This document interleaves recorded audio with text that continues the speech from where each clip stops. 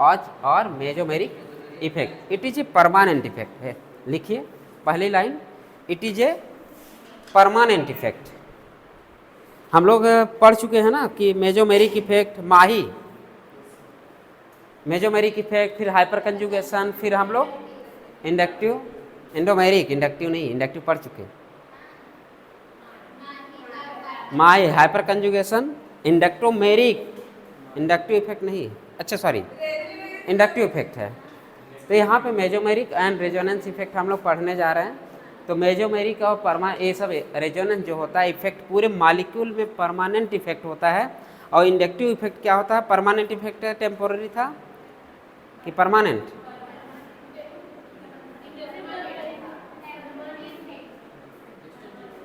भूल गए? चल लिखिए, इट इज परमानेंट इफेक्ट, पहली लाइन। दूसरी लाइन लिखिए, if all the property of molecules, if all the properties of molecules, if all the properties of molecules or ion cannot be explained by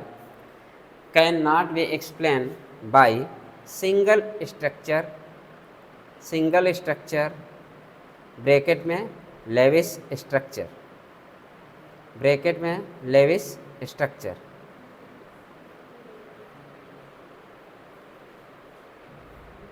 bracket में Lewis structure. फिर से एक बार सुन लीजिए, if all the properties of molecules और ions can not be explain by single structure या Lewis structure, that is more than one structure are required, that is more than one structure are required, that is more than one structure are required, that is more than one structure are required to explain the property of the molecules, to explain the property of molecules oblique ions, to explain the property of molecules oblique ion या और ion, these structure are called as या known as, these structure known as, कौन सा structure बोलते हैं? केचुआ? क्या बोलते हैं? These structure are called as resonating structure, bracket में RS, और फिर लिखिए OR, और क्या बोलते हैं इसको? कैनोनिकल ऑर्डर, क्या बोलते हैं? कैनोनिकल। ये भी पूछता है, और क्या रेजोनेटिंग का और क्या नाम होता है?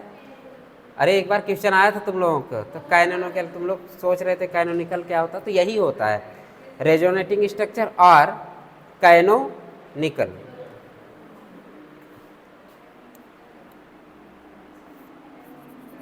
कैनोनिकल स्ट्रक्चर, रेजोनेटिंग स्ट्रक्चर बोलते हैं, और क्या बोलते हैं? Canonical structure. और एक नाम और इसका है, क्या नाम है? और क्या नाम है? Contributing structure. And this phenomena is called या known as, and this phenomena is known as resonance,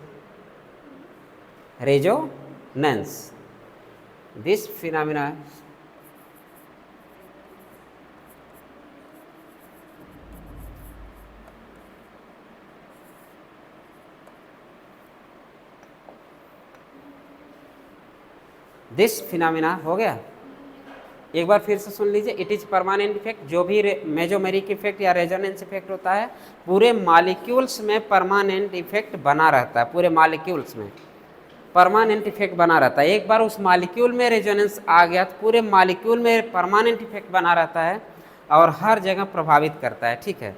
तो पूरे मॉलिक्यूल का इट इज़ परमानेंट इफेक्ट हम लोग बोल दिए। फिर हम लोग क्या बोले, ये अकेला, इसमें क्या है कि क्या अकेला स्ट्रक्चर एक्सप्लेन कर पा रहा है? नहीं, मोर देन स्ट्रक्चर इसमें ज़रूरत पड़ेगी हमको इसको समझने में, जिसको हम लोग रेजोनेटिंग स्ट्रक्चर बोलते हैं, जो हम लोग पढ़ेंगे। हमने तो कोड भी बताया था कैसे कितना इसका रेजोनेटिंग स्ट्रक्चर बन सकता है। पिछले बार वाला कोड याद है? जैसे नर्थलीन दे दो, बोलूँ कि कितना, हाँ लाइनिंग खींचना, काउंट करना, हॉरिजेंटल, हाँ वर्टिकल लाइन। तो हम लोग जब पढ़ेंगे तब बताएंगे, अभी बस चलते हैं हम लोग। हाँ, मैंने बोला कि इफ़ एक प्रॉपर्टी की बात करें, एक सिंगल मॉलिक्यूल कोई भी प्रॉपर्टी इसका एक्सप्लेन नहीं कर सकता, तो वही लाइन लिखे हम लोग, if all properties of molecule और ion can not be explain by single structure, Lewis dot structure बोलते हैं इसको। मतलब लुईस डॉट स्ट्रक्चर से हम लोग ये डिसाइड नहीं कर सकते हैं कि इसका क्या होगा, रेजोनेटिंग स्ट्रक्चर के बारे में हम लोग नहीं बता पाएंगे। फिर हम लोग क्या, that is more than one structure are required to explain the property of molecules and more than one structure. जैसे हम लोग बेंजीन के कितने स्ट्रक्चर पढ़ते हैं? 2। क्या? अच्छा, जब देखेंगे, हाँ, लेकिन रेजोनेंस करेगा तब ना, अभी तो 2 ही है ना, अभी रेजोनेटिंग स्ट्रक्चर यही है ना।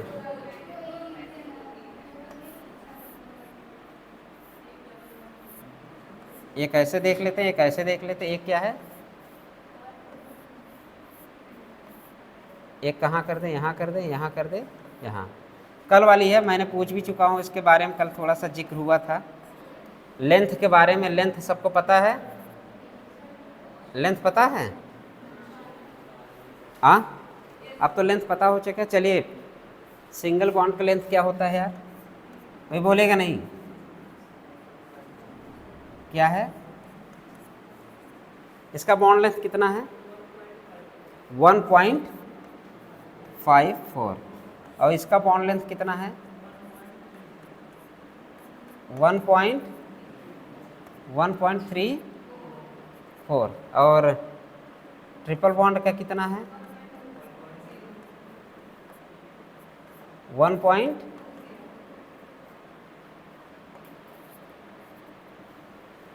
ये क्या है बॉन्ड लेंथ? किसमें है? Angstrom picometre. एनसीईआरटी क्या लिखता है? पिकोमीटर। एनसीईआरटी अक्सर क्या लिखता है? पिकोमीटर। तो उसको भी देख लो।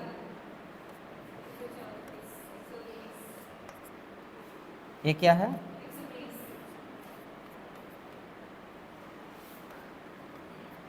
जो जिसमें दिया रहेगा वो देख लीजिएगा। इसका मतलब ये है 1, 2। अगर कभी कभी झटके में डबल बॉन्ड की लंबाई और सिंगल बॉन्ड की लंबाई हम लोग, क्या ये दोनों आपस में रेजोनेटिंग स्ट्रक्चर हैं? और रेजोनेटिंग स्ट्रक्चर हम लोग बाई हेडेड एरो से डिनोट करते हैं, ठीक है। बाई हेडेड एरो से हम लोग रेजोनेटिंग स्ट्रक्चर डिनोट करते हैं। इसका मतलब जहाँ भी आ जाए समझिए वहाँ पे क्या हो रहा है? रेजोनेंस हो रहा है। ये दूसरे के एक तरह से क्या है, ये अपने में क्या कह रहा है कि मेरी लंबाई छोटी है, ये कह रहा नहीं मेरा लंबाई बड़ा है। अगर क्या हम इसी को इस पर रख दें, उठा के रख दो, या इसी को हम इसको रख दें, या बोल सकते हैं कि डबल बॉन्ड और सिंगल बॉन्ड, क्या पार्शली डबल बॉन्ड बोल सकते हैं? यहाँ का डबल बॉन्ड, यहाँ का सिंगल बॉन्ड, या हम बोल दें ये डबल बॉन्ड और एक सिंगल बॉन्ड मिलके क्या पार्शियल डबल बॉन्ड का कैरेक्टर डेवलप हो रहा है। मतलब ना ही ये प्योर डबल बॉन्ड है बल्कि partial double bond character develop हो रहा है। क्यों? क्योंकि ये डबल बॉन्ड और सिंगल बॉन्ड मिला के हम क्या करते हैं? पार्शियल डबल बॉन्ड बात करते हैं। तो हम अगर इसकी बात करें तो इसमें क्या हम लोग करते हैं, या तो इस मॉलिक्यूल एज सच एज इसी पे रख दो, रख के बाद देखोगे तो ये partial double bond and single bond and double bond मिलके पार्शियल डबल बॉन्ड का डेवलप कर रहा है। क्या हम इसको ऐसे ऐसे डॉट कर सकते हैं? फिर हम यहाँ के बारे में, यहाँ पे सिंगल बॉन्ड है, यहाँ पे डबल बॉन्ड, क्या यहाँ भी पार्शियल डबल बॉन्ड डेवलप हो रहा है? हाँ, यहाँ भी पार्शियल डबल बॉन्ड डेवलप हो रहा है। फिर क्या ये डबल बॉन्ड, ये single bond, double bond single bond मिलके क्या यहाँ भी पार्शियल डबल बॉन्ड का डेवलप हो रहा है? हाँ, यहाँ भी पार्शियल डबल बॉन्ड का डेवलप, क्या सब में ऐसे हो रहा है? हाँ, सब में ऐसे हो रहा है। ठीक, तो एक हाइब्रिड बॉन्ड का फॉर्मेशन हो रहा है, तो हम लोग इसको कौन सा बॉन्ड का नाम देते हैं? हाइब्रिड। हाइब्रिड का मतलब ही समझते हैं आप लोग, मिक्स। ना ही इसमें डबल बॉन्ड का कैरेक्टर है अच्छे से, ना ही सिंगल बॉन्ड का कैरेक्टर, बल्कि ये हाइब्रिड बॉन्ड है। और हाइब्रिड बॉन्ड बनने की वजह से अब इसकी जो लेंथ होती है वो क्या होती है? ना ही डबल बॉन्ड की लेंथ रह जाती है, ना ही सिंगल बॉन्ड की लेंथ रह जाती, बल्कि उन्हीं दोनों के बीच में बॉन्ड कहीं ना कहीं इसका मौजूद होगा। लेकिन जब हम एक्सरे डिफ्रैक्शन मेथड से, कौन सा इक्वेशन होता है? ब्रैड इक्वेशन, नाम बताओ। एक्सरे डिफ्रैक्शन मेथड में कौन सा रूल होता है? ब्रैड्स फार्मूला क्या होता है? 2d sin थीटा, याद है? ब्रैड्स एक्सरे डिफ्रैक्शन मेथड में कौन सा रूल होता है? BRAD, ब्रैड्स रूल ना। तो उसमें क्या होता है? अरे ब्रैड्स एक्सपेरिमेंट होता है जी। उस एक्सपेरिमेंट में इन्होंने एक्सरे को जब देखा था इस बेंजीन को डाल के, लास्ट टाइम मोबाइल अलाउ नहीं है, हम अपना मोबाइल साइलेंट करते हैं, बात नहीं करते जल्दी, जाने दीजिए, अभी नए नए हैं। तो किसका फॉर्मेशन हो रहा है? हाइब्रिड बॉन्ड का फॉर्मेशन। कल हम लोग यहाँ तक पढ़ चुके। क्या ये दोनों हाइपोथेटिकल हैं कि एक्सपेरिमेंटल हैं? ये दोनों स्ट्रक्चर कैसे हैं आप बताएं? हाइपोथेटिकल हैं कि एक्सपेरिमेंटल हैं? हाइपोथेटिकल स्ट्रक्चर है, या बोल सकते इमेजिनरी स्ट्रक्चर है। एक ऐसा स्ट्रक्चर है हाइपोथेटिकल, और ये कैसा स्ट्रक्चर होता है? एक्सपेरिमेंटली। और एक्सपेरिमेंट हम कहाँ किए हैं? एक्सरे डिफ्रैक्शन मेथड में। उससे हमें ये पता चल गया इसकी जो बॉन्ड लेंथ आएगी कितनी आएगी? बॉन्ड लेंथ इसकी कितनी आएगी? 1.39 एंगस्ट्रॉम। कहीं न कहीं बेंजीन यहाँ एग्जिस्ट कर रहा है, कोई दिक्कत? बॉन्ड लेंथ कहाँ एग्जिस्ट कर रहा है? तो आपसे ये भी पूछ सकता है, जो बेंजीन की बॉन्ड लेंथ होता है double bond and single bond के बीच में कहीं न कहीं एग्जिस्ट करती है। इसका मतलब एक ही है कि यहाँ पे रेजोनेंस हो रहा है, और रेजोनेंस होने की वजह से इसे यहाँ पे स्टेबलाइजेशन हो रहा है। अभी बताएंगे कैसे स्टेबलाइजेशन होता है। इसे ये भी बोल सकते हैं this is a stabilize phenomena. एक ऐसा फिनोमिना होता है, स्टेबलाइज फिनोमिना होता है। इसके बारे में हम लोग जानते हैं कैसे स्टेबलाइज फिनोमिना होता है, हम लोग समझने की कोशिश करेंगे। तब से इसके लिए 2-3 लाइनें लिख लीजिए आप लोग। ये बताइए इसमें कितने इलेक्ट्रॉन पार्टिसिपेट कर रहे हैं? कितने इलेक्ट्रॉन? 6 इलेक्ट्रॉन, 2 2 4 2 6, मतलब कि 6 इलेक्ट्रॉन इसमें पार्टिसिपेट कर रहे हैं। और बोले तो कितने pair of electron? 3 pair. Answer आपसे पूछ सकता है कि इसमें कितने पेयर ऑफ इलेक्ट्रॉन पार्टिसिपेट कर रहे हैं, और ये भी पूछ सकता है कितने पेयर। पेयर पूछेगा तो 3, और कितने होगा तो लिखिए, इसके नीचे एक लाइन लिखिए, 6 pi electron in 6p orbital. यहाँ पे कौन सा हाइब्रिडाइजेशन होगा सबका? sp2। sp2 एक खाली है कि नहीं? खाली वाला प्योर है कि इम्प्योर है? अरे sp3 होता है। एक sp अभी p ऑर्बिटल खाली है कि नहीं? इसका p ऑर्बिटल खाली है, प्योर है। sp2 sp2 sp2। तो हम बात करें, अगर पूछे कितने इलेक्ट्रॉन पार्टिसिपेट करते हैं, क्या नाम जाएगा? कितना? 6 pi electron in 6p orbital. ऐसे लिखिए, 6 पाई इलेक्ट्रॉन इन, अंदर आओ, 6 pi electron, 6 pi electron in 6p orbital, 6p orbital. तो इलेक्ट्रॉन के हम लोग जान लिए इसमें कितना होता है। अगर हम स्टेबिलिटी की बात करें, RS ज़्यादा स्टेबल होगा कि RH? ये दोनों एक दूसरे क्या हैं? RS है, और ये क्या है? RH है। अगर हम स्टेबिलिटी की बात कर ले तो stability RH greater than RS होगा। स्टेबिलिटी का ऑर्डर हो गया। अगर एनर्जी की बात कर ले तो एनर्जी कहाँ ज़्यादा दिख रही है?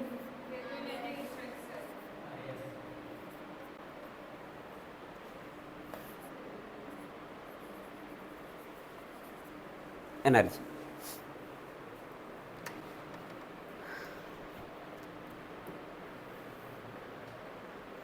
हाइब्रिड के नीचे लिख दे पार्शियल डबल बॉन्ड, लिखिए पार्शियल डबल बॉन्ड।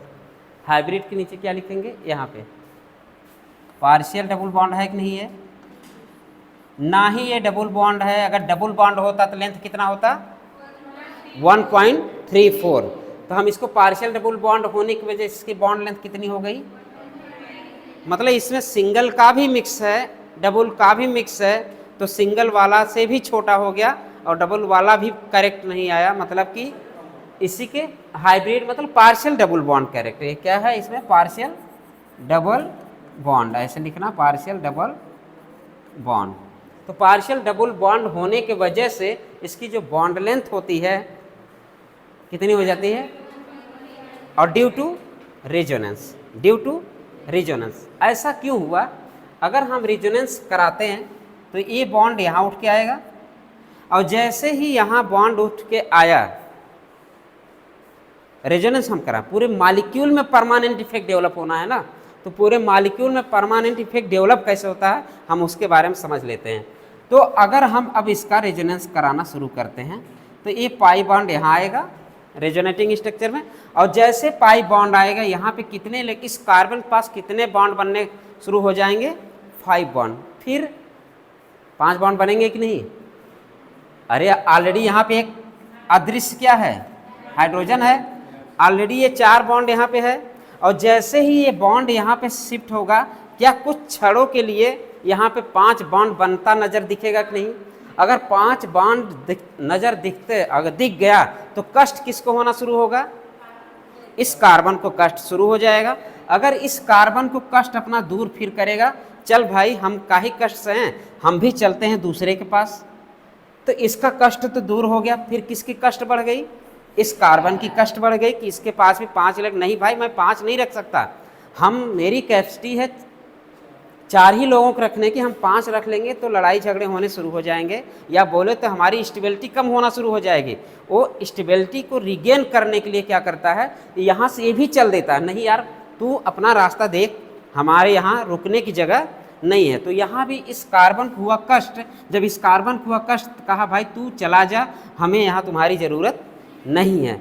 फिर ये बोला, फिर इस कार्बन को हुआ कष्ट, इस कार्बन को जब हुआ कष्ट, ये भी कहा नहीं भाई मैं 5 लोगों को नहीं रख सकता हूँ, तू यहाँ से निकल ले। तो ये भी क्या किया, यहाँ से क्या किया, ये भी यहाँ से निकल लिया। तो बॉन्ड शिफ्ट होके क्या यहाँ नहीं आ गया? क्या एक दूसरे में रेजोनेंस नहीं हो गए? अब यहाँ पे बॉन्ड जो खाली था यहाँ पे भी सबका फिर से 4-4 बॉन्ड हो गया, फिर से स्टेबिलिटी डेवलप हो गई। इसका कहने का मतलब पूरे मॉलिक्यूल में रेजोनेंस, पूरे मॉलिक्यूल में रेजोनेंस इक्वली चलता रहा, क्योंकि कोई भी कार्बन 5 बॉन्ड नहीं रख सकता है, या तो जैसे ही रखेगा उसको कष्ट होगा, और हर कार्बन को इतना आता है अपना कष्ट निवारण करने के लिए, तो रखता ही नहीं, तो भाई चला जा अपना रास्ता देख। तो अगर रास्ता मिलता गया तो रेजोनेंस होता गया, अगर रास्ता नहीं मिलेगा तो हम अभी पढ़ेंगे चट्टान सिंह, ठीक है, आज पढ़ेंगे क्या? चट्टान सिंह।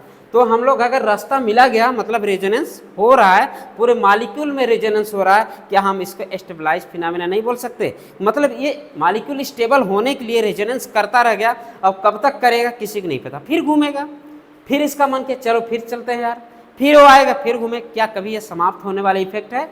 नहीं, इसलिए इसका नाम क्या हो गया? Permanent effect. यहाँ तक कोई डाउट नहीं। तो केकुले ने 2 स्ट्रक्चर को लेके बहुत अच्छे से समझाया कि बेंजीन की स्टेबिलिटी या बेंजीन का बॉन्ड लेंथ 1.39 क्यों हुआ। तो केकुले स्ट्रक्चर इसको बोलते हैं। कौन सा स्ट्रक्चर? Kekule structure. हम लोग एनसीईआरटी में और भी दिया है दीवार मेथड। तो दीवार मेथड में कुछ नहीं करना होता है। दीवार मेथड में 3 ऐसे बेंजीन के रिंग बनाना। कैसे बनाओगे 3? हाँ, ये 3 बेंजीन दीवार मेथड भी है, पढ़ना नहीं आपके सिलेबस से, बस नाम दिया है दीवार मेथड, तो दीवार मेथड जान लें। और दीवार में बहुत ज़्यादा नहीं होता, 7.5% ही पार्टिसिपेट करते हैं ये लोग, बहुत ज़्यादा नहीं, 7.55। लेकिन जो RS वाला होता है ना वो कितना होता है, 39% इनका पार्टिसिपेट होता है। अगर यहाँ की यहाँ हुआ और यहाँ तो इनकी कितनी परसेंटेज है, 39% है, मतलब बहुत ज़्यादा है केकुले के अनुसार। केकुले के अनुसार इनका पार्टिसिपेशन ज़्यादा है और इनका पार्टिसिपेशन कितना आ रहा है, केवल 7.55% ऐसे इनका पार्टिसिपेशन आ रहा है। तो दीवार मेथड में क्या करना होता है, एक लाइन खींचो ऐसे, एक लाइन खींचो ऐसे और एक लाइन खींचो ऐसे, और इन्हीं के पैरेलल क्या लगा दो, दूसरी लाइन। इन्हीं के पैरेलल ये होता है कौन सा मेथड, दीवार मेथड।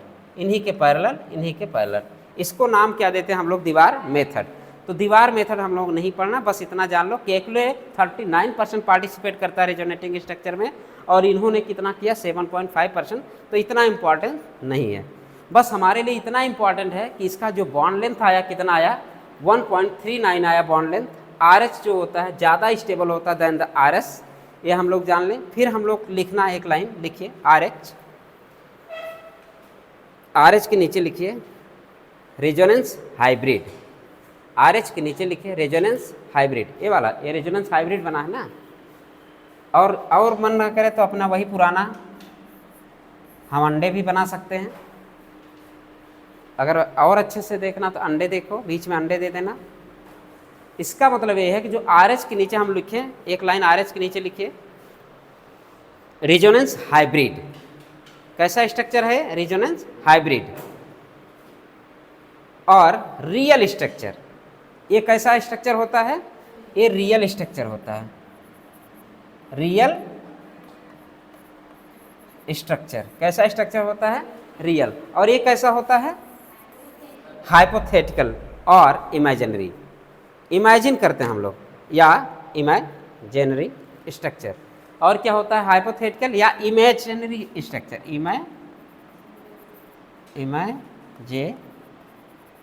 इमेजिन करते हैं, कहते हैं ना इमेजिन कर रहा हूँ, इमेजिनरी स्ट्रक्चर। तो कैसा होता है, इमेजिनरी स्ट्रक्चर। तो हाइपोथेटिकल हो गया। अगर रियल स्ट्रक्चर की बात करें तो RH को हम लोग क्या बोलते हैं, रियल स्ट्रक्चर। दूसरी लाइन लिखिए इसमें, RH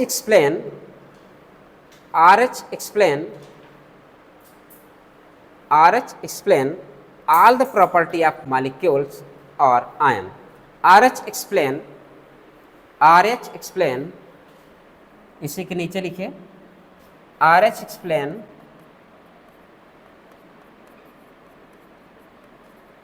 all the property of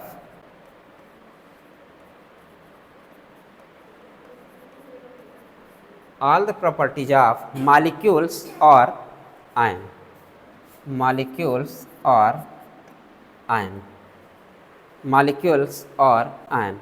इसका मतलब ये है RH जो था, एक ही RH पूरे मॉलिक्यूल का क्या कर दिया, इसका एक्सप्लेन कर दिया। दूसरी लाइन लिखिए, इसी में दूसरी लाइन लिखिए। दूसरी लाइन क्या लिखेंगे, all bond in benzene, all bond length are equal in benzene, all bond length are equal in benzene। इसके बाद क्या लिखना, all bond length are, ARE है, are equal in कहाँ, बेंजीन। इसका मतलब ऑल बॉन्ड लेंथ, बेंजीन में जो जितने भी बॉन्ड लेंथ है सब इक्वल है। ये नहीं कि डबल बॉन्ड दिख गया तो 1.34, ये नहीं सिंगल बॉन्ड दिख गया तो 1.54, ऐसा करके आओ। ये आपसे क्वेश्चन पूछ सकता है, आपको बेंजीन दे देगा, जो कभी नहीं पढ़ा होगा कहेगा यार अच्छा हम सिंगल बॉन्ड की लंबाई हमको पता है, इसमें एक सिंगल बॉन्ड भी है और इसमें डबल बॉन्ड भी है, सिंगल बॉन्ड की अलग लंबाई, डबल बॉन्ड की अलग लंबाई, बहुत आंसर भी होगा। तीसरा आंसर क्या रहेगा, 1.39 आंसर ये भी रहेगा। आंसर क्या कह रहा है, अगर हम क्वेश्चन बनाना हो तो हमें क्वेश्चन आराम से बना सकते हैं। अगर question bond length in benzene ना, बॉन्ड लेंथ इन बेंजीन। पहला आंसर क्या कर दूं 1.54 एंगस्ट्रॉम, दूसरा आंसर क्या दे दूं 1.34 एंगस्ट्रॉम, तीसरा आंसर दे दे बोथ, चौथा आंसर दे दूं 1.39 एंगस्ट्रॉम। क्या यहाँ पे आंसर मार सकते हैं आप लोग? क्या आंसर जाएगा? बोथ, 4, दूर से सुनाई दे रहा 4, बहुत दूर से ऐसे सुनाई दे रहा ना आपको बहुत, तो आंसर क्या जाएगा 1.39। और जो ज़्यादा दिमाग लगाएंगे बेंजीन बनाएंगे, यहाँ पे जो नहीं पढ़े होंगे वो बेंजीन बनाएंगे, लेकिन वो इतना पढ़े जरूर होंगे कि डबल बॉन्ड की लंबाई पढ़े होंगे, सिंगल बॉन्ड की भी लंबाई पढ़े होंगे, इतना पढ़े होंगे तो उनको कहेंगे सिंगल बॉन्ड की ज़्यादा, डबल बॉन्ड की लेंथ की कम, ज़्यादा और कम, ज़्यादा और कम दोनों मिला के मतलब दोनों सही है, आंसर बहुत मार के आएंगे, जबकि आंसर गलत हो। खुशी आपकी जब रिजल्ट आता है तो गम में बदल जाता है, तो ऐसा नहीं है। तो ये भी क्वेश्चन अगर ऐसे सच ऐसे कर लीजिए, क्वेश्चन बना लीजिए, क्वेश्चन फ्रेम कर लीजिए, ताकि ज़िंदगी में नहीं भूलना आप। और इसको जानने के लिए हम कौन सा मेथड अपनाएं? X ray diffraction. तो अगला लाइन लिखिए, X ray diffraction technique, X ray diffraction technique 2D lambda 2D sine theta, lambda 2D sine theta यही होता है ना एक्सरे डिफ्रैक्शन का। चलिए नहीं याद है तो जब आप मॉडर्न फिजिक्स पढ़िएगा तो ज़रूर मिलेगा। हाँ हट गया, चलो अच्छी बात, जो हटता गया बोझ कम होता जा रहा है ना। लेकिन यहाँ से क्वेश्चन अच्छा आता था, यही एक फार्मूला ही था। डिस्टेंस क्यों एक किसके लिए होता? 2 मॉलिक्यूल्स जो एटम होते हैं ना, जो एटम में न्यूक्लियस और इलेक्ट्रॉन होते हैं, इस डिस्टेंस को जानने की, इसलिए 2D साइन थीटा होता है। डी मतलब डिस्टेंस, न्यूक्लियाई की डिस्टेंस को जानने के लिए हम लोग ये मेथड यूज करते थे, तो वो अलग बात है। तो 1.39 एंगस्ट्रॉम इसका बेस्ट आंसर होगा। तो आगे बढ़ते हैं हम लोग, यहाँ तक ख़त्म हो गया। अगली हेडिंग डालिए। हेडिंग नहीं डालना यार, अभी इसी को एक्सप्लेन कर दिया जाए। हाँ ठीक है, आपने क्या पढ़ा? 6 pi electron in 6p orbital, यहाँ तक ठीक है। 6 पाई इलेक्ट्रॉन इन कहाँ? 6p ऑर्बिटल, इन 6p ऑर्बिटल। कैसे रेजोनेंस होता है, कैसे करंट बहता है, कैसे करंट इसमें फ्लो होता है, हम उसके बारे में जानने की कोशिश करते हैं। तो हम दो पहले बेंजीन को हम लोग क्या करें,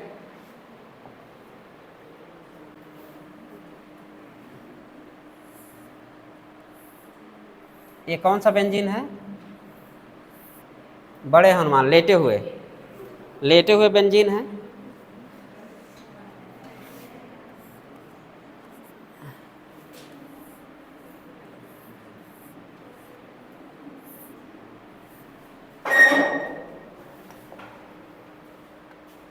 अभी बताइए, आपने बोला कि 2 ऑर्बिटल तो आपका पार्टिसिपेट कर लिया है, एक कार्बन का और एक हाइड्रोजन का, मतलब sp2 हाइब्रिडाइजेशन है, ये पता है। लेकिन अभी भी एक प्योर p ऑर्बिटल खाली है कि नहीं? प्योर p ऑर्बिटल खाली है, और प्योर p ऑर्बिटल खाली है, कौन सा खाली है? pz खाली होगा। क्या pz की py, मान लीजिए px py, मान लीजिए यहाँ पर px pz इन्वॉल्व है, py आपका बचा, ठीक है।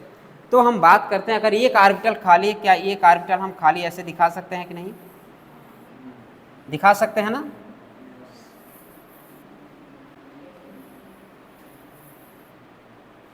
अरे ये खाली है ना, देखो खाली नहीं है, ये भी भरे कहाँ हैं?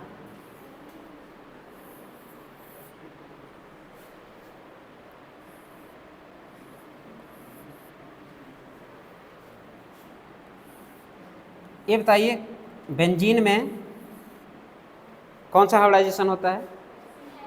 sp2। sp2 है, अभी एक p खाली है, sp2 है, अभी एक p खाली है, और वो भी प्योर p ऑर्बिटल खाली है कि नहीं?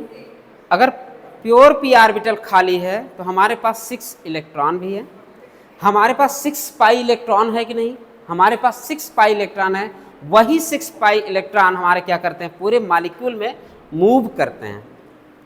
और कहाँ करते हैं, पी ऑर्बिटल में करते हैं। इसलिए मैंने क्या लिखा, 6 pi electron in 6 P orbital. 6 pi electron जो हमारे ये पाई बांड उड़ रहे हैं आपके, ये जो दिख रहे हैं ना, ये पाई एक आपका पार्टिसिपेट कर सकते हैं, प्योर वाला ये पार्टिसिपेट नहीं किया है, लेकिन पाई इलेक्ट्रॉन अब इसमें मूव करना शुरू करेगा। ये जो खाली था, जैसे डबल बॉन्ड मैंने किया, जो खाली था पी ऑर्बिटल, क्योंकि होना चाहिए था sp3 लेकिन है sp2। sp2 हाइब्रिडाइजेशन इन टोटली, मतलब जितना बेंजीन रिंग है सब में कितने sp2 हाइब्रिडाइजेशन है, 6।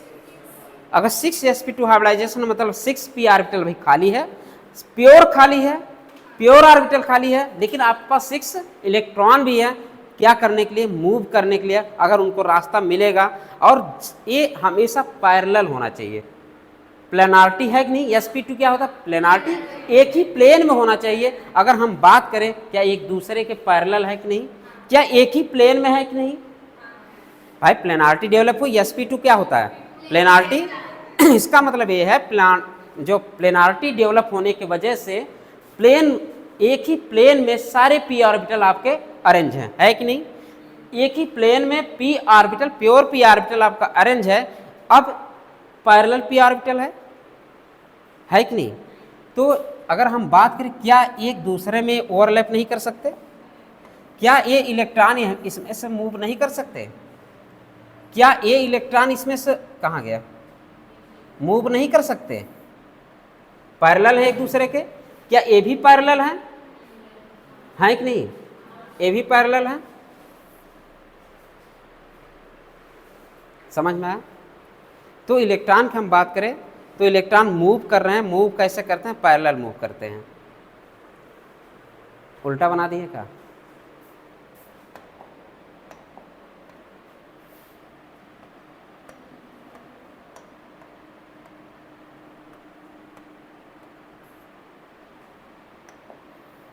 ओ वाला इसका बन गया, इसका वाला वो बन गया।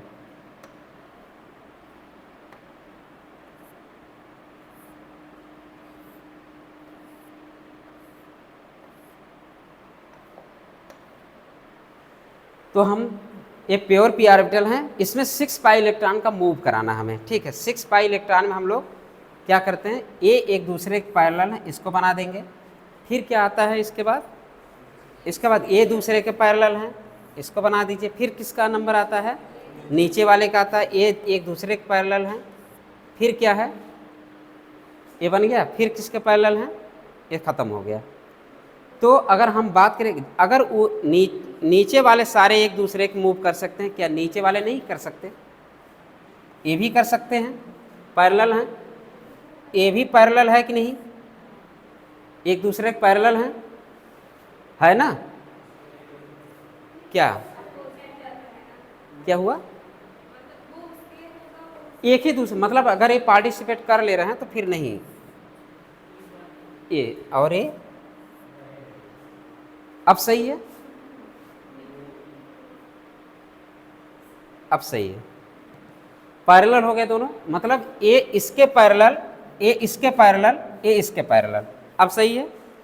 मतलब कि ये पैरेलल होने की वजह से एक ही प्लेन, पहली बात तो एक प्लेन में है, और एक प्लेन में ये मॉलिक्यूल होने की वजह से जो इसका इलेक्ट्रॉन का मूव हो रहा है, हम लोग इस तरह देख लिए एक स्ट्रक्चर में। फिर दूसरे स्ट्रक्चर क्या ऐसे नहीं देख सकते, दूसरे में भी देख सकते हैं।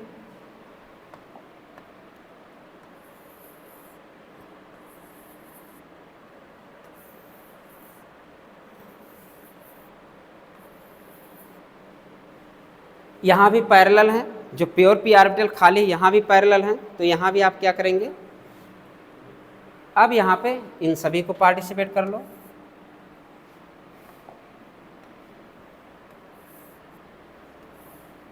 ऐसे हो गया। फिर क्या करोगे, ए वाले हैं, ये दोनों एक दूसरे के पैरेलल हैं, ये दोनों एक दूसरे के पैरेलल हैं, ठीक। फिर क्या है, ये दोनों एक दूसरे के पैरेलल हैं, ये दोनों एक दूसरे के पैरेलल हैं, ठीक।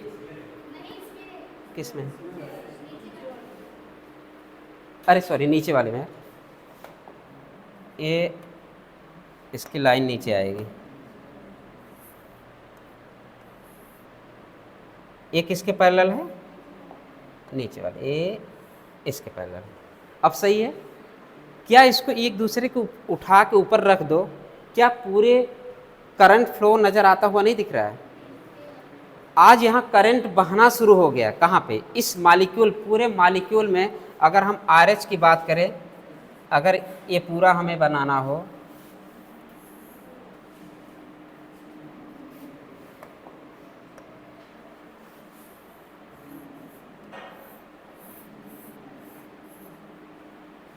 ठीक है,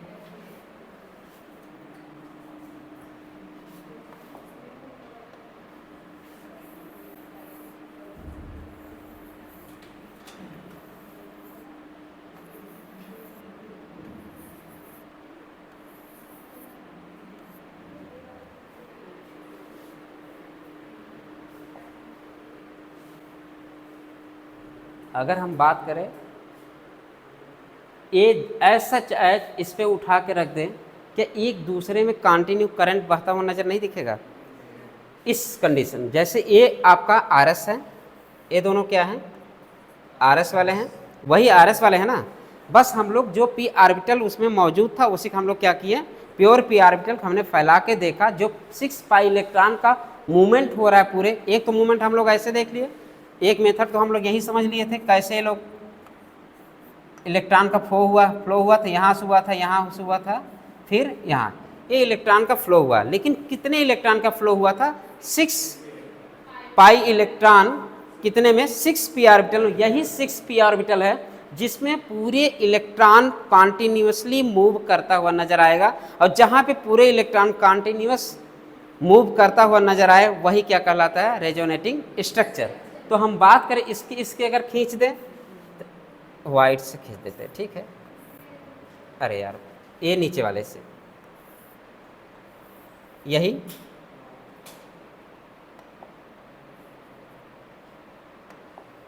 जल्दबाजी नहीं करना चाहिए।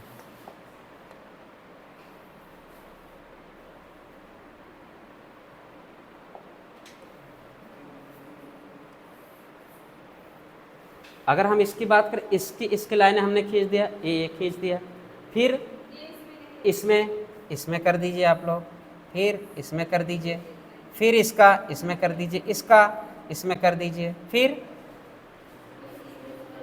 एक दूसरे देख क्या हुआ, फिर ये पैरेलल है, ये इसके पैरेलल है, फिर ये पैरेलल है कि नहीं, ये इसके पैरेलल है, फिर इसके पैरेलल है, ये इसके पैरेलल है। क्या कंटिन्यू करंट नहीं बढ़ रहा है? क्या क्लोज सर्किट में करंट बहता है कि ओपन क्लोज लूप में करंट बहेगा कि ओपन में? करंट बहता कहाँ है? क्लोज लूप, जो आप लोग क्या पढ़ चुके हैं, क्या इलेक्ट्रिसिटी पढ़ चुके हैं, इलेक्ट्रोकेमिस्ट्री। इसका मतलब यह है अगर क्लोज लूप बनेगा तो करंट बहेगा। क्या यहाँ पे क्लोज लूप नहीं बन रहा? क्या यहाँ करंट नहीं बह रहा है? क्या करंट बहने की वजह से रिजोनेंस डेवलप नहीं हो रहा? रिजोनेंस इसी की वजह से डेवलप हो रहा है, जो करंट बह रहा है, जो 6 पाई इलेक्ट्रॉन एक दूसरे पूरे मॉलिक्यूल में, या बोल सकते हैं क्लोज मॉलिक्यूल में पूरे इलेक्ट्रॉन का मूवमेंट होना ही क्या कहलाता है, रेजोनेंस इफेक्ट। और स्टेबलाइज फिनोमेना क्यों बोला जाता है? इस मॉलिक्यूल जो कार्बन के बीच इलेक्ट्रॉन है, उनके रिपल्सन से ज़्यादा इनके जो इलेक्ट्रॉन का अट्रैक्शन, कार्बन के प्रति जो इलेक्ट्रॉन बह रहे हैं ना, जो इलेक्ट्रॉन बह रहे हैं, जो इलेक्ट्रॉन बह रहे हैं, जो इलेक्ट्रॉन बह रहे हैं, जो इलेक्ट्रॉन बह रहे हैं, जो इलेक्ट्रॉन बह रहे हैं, इन इलेक्ट्रॉन और कार्बन न्यूक्लियस के बीच जो अट्रैक्शन होता है बहुत ज़्यादा होता है। समझ गए?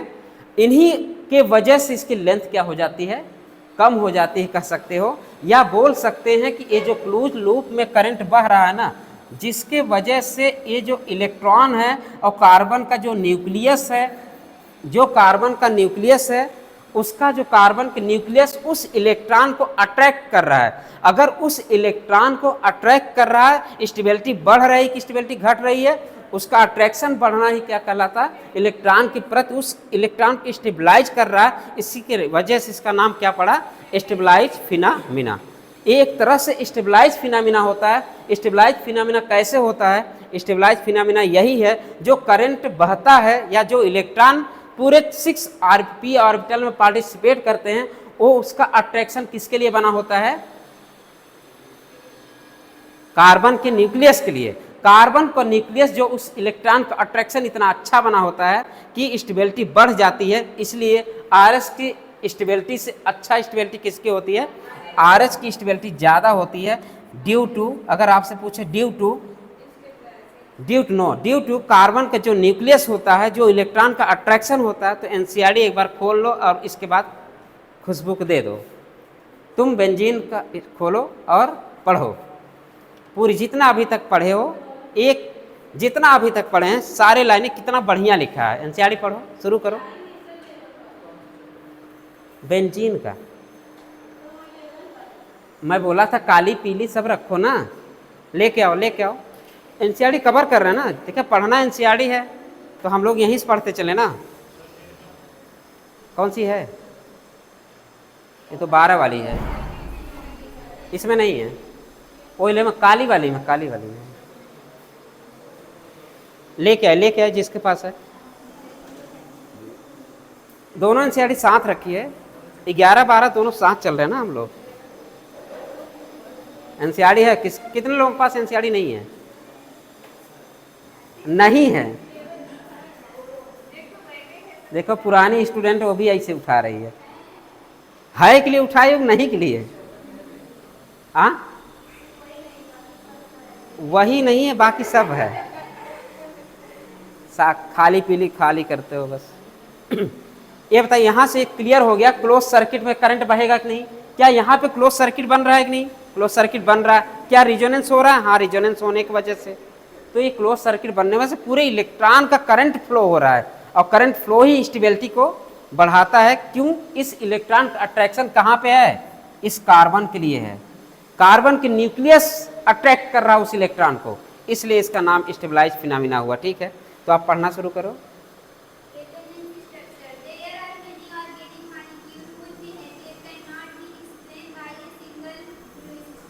ठीक है, आप ये भी लिख चुके हैं कि सिंगल लुईस स्ट्रक्चर से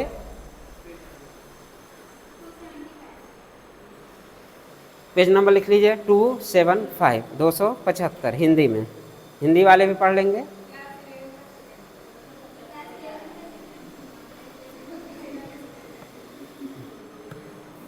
या तो पेज नंबर तो बदला होगा ना, लेकिन पॉइंट नहीं बदला। 13.5.2 लिखो यार, सुनो, लिखो 13.5.2 सुनो, लिखो। अबे इधर लिखो यार, 13.5.2। चाहे पुरानी है चाहे नहीं, आपको मिल जाएगा। कितना है? चलो अच्छा, पढ़ाई करिए। सुनो यार, शांत होके सब सुनो।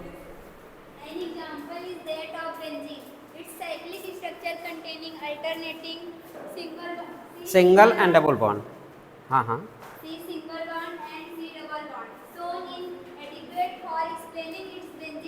ध्यान से सुनना सब लोग।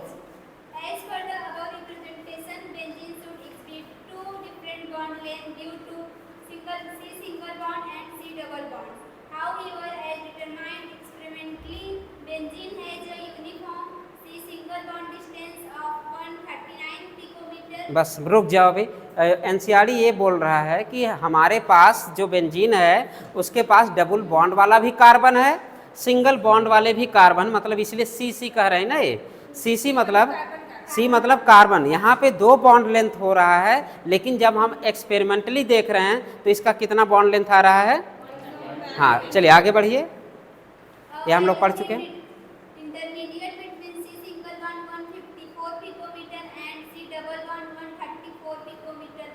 ठीक, ये तो पता है, मैं लिखवा चुका हूँ। आगे बढ़िए।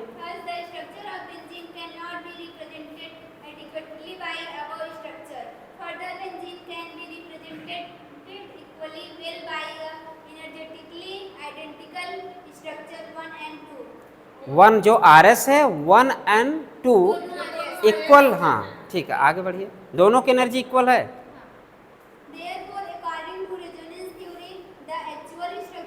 benzene cannot be adequately represented by any of these structures. Rather, it is hybrid of two structures, 1 and 2, called resonance structure. तो उन्होंने क्या बोला, अगर एक अकेला जो अकेला हाइब्रिड है वो दोनों स्ट्रक्चर पूरे प्रॉपर मालिक्यूल जो है मालिक्यूल के प्रॉपर्टी को अकेले एक्सप्लेन कर दे रहा है, कौन कर रहा है? RH। वही लाइन है, आगे बढ़िए।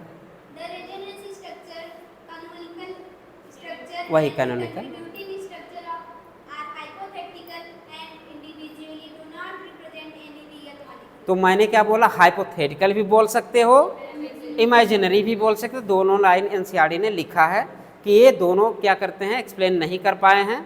आगे बढ़िए। They contribute to the actual structure in proportion to their stability. मैंने तीन लाइन क्यों लिखा है? प्रोपोर्शन मतलब बराबर, दोनों के मिला के तीसरा हाइब्रिड डेवलप हो रहा है। ठीक है, आगे बढ़िए। Another example of resonance is provided by nitromethane, which can be represented by two Lewis structure. जाने दीजिए, आगे बढ़िए। However, it is known that two N and O bond of nitromethane are the ये same. आगे बढ़ो, ये हम पढ़ाएंगे नाइट्रोमेथेन तब। The energy of actual structure of the molecule, the resonance hybrid, is lower than that of any of the canonical. तो मैंने क्या बोला कि जो RS और RH की जो एनर्जी थी, किसकी एनर्जी ज़्यादा है? RS की एनर्जी ज़्यादा है, और जिसके पास एनर्जी ज़्यादा वो स्टेबल नहीं होता है। RS के पास एनर्जी कम है, वही लाइन ये लिख रहा है, मतलब RS की एनर्जी मैंने पहले भी लिखा है, एनर्जी एंड स्टेबिलिटी दोनों एक साथ लिखा दिया है। आगे बढ़िए। The difference in energy between the actual structure and the lowest energy resonance structure is called resonance stabilization stabilization, or simply the resonance energy. ठीक है। रेजोनेंस स्टेबलाइजेशन जो हम लोग पूरे करंट का फ्लो करा रहे हैं ना, जो स्टेबिलिटी डेवलप हो रही है। आगे बढ़े, और अच्छी लाइन है। The more the number of important contributing structures, the more is the resonance energy. ठीक है, Resonance is particularly important when the contributing structures are equivalent in energy. ठीक है। The following rules are applied while writing resonance structure. The resonance structure has the same position of nuclei हाँ, बस यही, आगे बढ़ो, यही पॉइंट पढ़ना and था। the same number of unpaired electrons. Among the resonance structure, the one which are more number of covalent bonds are the atoms with octet of electron except hydrogen which has two. Less ठीक है। separation of opposite charge, a negative charge if any on more electronegative atom, a positive charge if any on more electropositive atom. इसको तो हम लोग पहले भी पढ़ चुके हैं, वो सब And छोड़िए। more dispersal of charge is more stable than atom.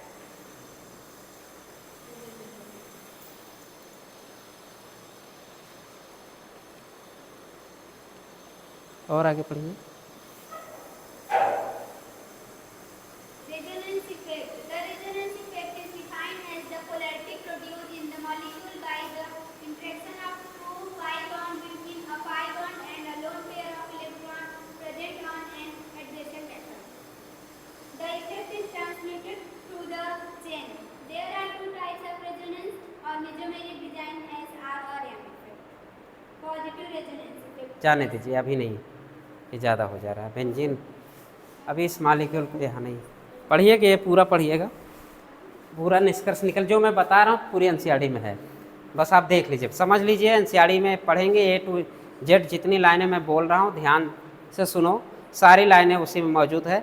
और ये जो लाइनें मैं बता रहा हूँ, जो स्टेबलाइजेशन हो रहा है, जो इलेक्ट्रॉन का न्यूक्लियस के कार्बन के न्यूक्लियस पर अट्रैक्शन है, ये भी आपके एनसीईआरटी में लिखा है। ठीक है, कल आप लोग पढ़ के होमवर्क है हमको बताएंगे ये कहाँ पे लिखा है जो मैं ये बोला हूँ। ठीक है, ये आप लोग पूरा पढ़ लीजिएगा, इसी बहाने आपकी एनसीईआरटी भी रीड हो जाएगी। और जो रिजल्टेंट निकल के आ रहा है, इसमें से मैं सब बता दिया। RH की जो एनर्जी होती है कम होती है, और RS की जो एनर्जी होती है ज़्यादा होती है। इसकी भी एनर्जी इक्वल है, इसकी भी एनर्जी इक्वल है, लेकिन टोटल इन दोनों की एनर्जी ज़्यादा है। किसकी एनर्जी से? इनके एनर्जी से, RS की एनर्जी से। तो इस स्टेबलाइजेशन फिनोमिना है रेजोनेंस होने की वजह से, ये हम लोग आगे पढ़ चुके हैं। ठीक है, तो अब एनसीईआरटी की लाइन लिख लीजिए, चलिए लिख लीजिए।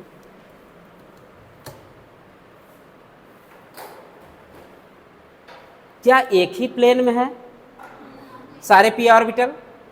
हाँ, एक ही प्लेन में है। अगर प्लेन ना होता क्या इलेक्ट्रॉन का फ्लो हो पाता?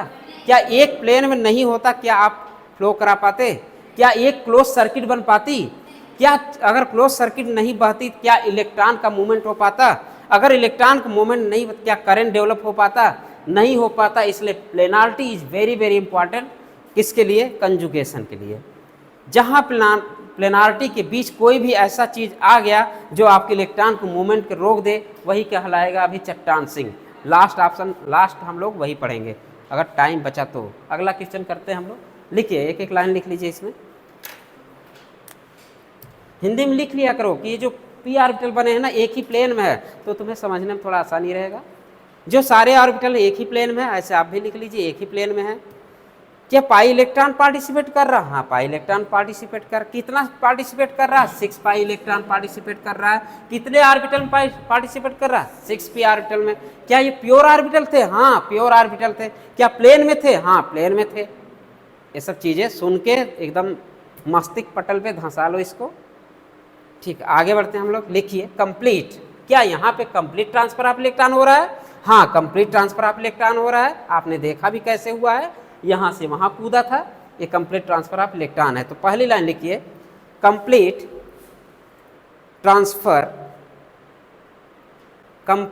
ट्रांसफर और delocalization of pi electron. Complete transfer और डीलोकलाइजेशन ऑफ पाई इलेक्ट्रॉन। अभी मैंने डीलोकलाइजेशन करा के बताया था पाई इलेक्ट्रॉन को। यही पाई इलेक्ट्रॉन का डीलोकलाइजेशन इसी को बोलते हैं। ये पाई इलेक्ट्रॉन है। क्या है ये अपना पाई इलेक्ट्रॉन है। यहाँ पे ऐसे ऐसे इलेक्ट्रॉन भरे रहता है। ठीक है, यही इलेक्ट्रॉन क्या ट्रांसफर हो रहा है? यहाँ पे नंबर अगर डाल दें 1 2 3 4 5 6, क्या यही इलेक्ट्रॉन 1 6 के बीच नहीं ट्रांसफर हो रहा है? क्या कंप्लीट ट्रांसफर हो रहा है? हाँ, कंप्लीट ट्रांसफर ऑफ इलेक्ट्रॉन हो रहा है। तभी तो यहाँ पाई बॉन्ड हट गया। ये बॉन्ड यहाँ पे चला गया, इसके पास कष्ट होने लगा। कितने बॉन्ड? 5 बॉन्ड। अब क्या वो 5 बॉन्ड रख सकता है कार्बन? ना, कभी नहीं रख सकता। वो भी अपना कष्ट दूर करेगा। आगे वाले के बीच क्या वहाँ भी कंप्लीट ट्रांसफर हो रहा है? हाँ, वहाँ भी कंप्लीट ट्रांसफर हो रहा है। तो इसी को हम लोग क्या बोल देते हैं? और डीलोकलाइजेशन ऑफ पाई इलेक्ट्रॉन। लिख लिए, और delocalization of pi electron is called as, क्या कहोगे?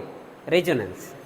लिख दो, इज कॉल्ड एज रेजोनेंस और रेजोनेंस और mesomeric effect. Is called as resonance, is called as resonance और मेजोमेरिक इफेक्ट। और लिख लेना यार, लिख लिए कि नहीं तुम लोग? ये सब लिख लिए हो? ये समझ लियो कि नहीं?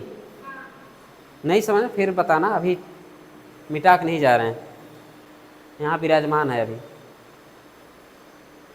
ये जरूर बना लेना, क्लोज सर्किट में ही करंट बहेगा, ये दिमाग बैठा लेना। क्लोज सर्किट नहीं होगा और उसके लिए प्लेन की ज़रूरत पड़ेगी। मॉलिक्यूल एक ही प्लेन में होना चाहिए, वो ऑर्बिटल एक ही प्लेन में होना चाहिए, जिसकी वजह से करंट बहेगा यहाँ पे। तो दूसरी लाइन लिखिए, इट इज डिस्टेंस डिपेंडिंग है कि डिस्टेंस इंडिपेंडेंट? क्या यहाँ पे डिस्टेंस की ज़रूरत है कि डिस्टेंस बढ़ा दो तो आई इफेक्ट कम हो जाता था?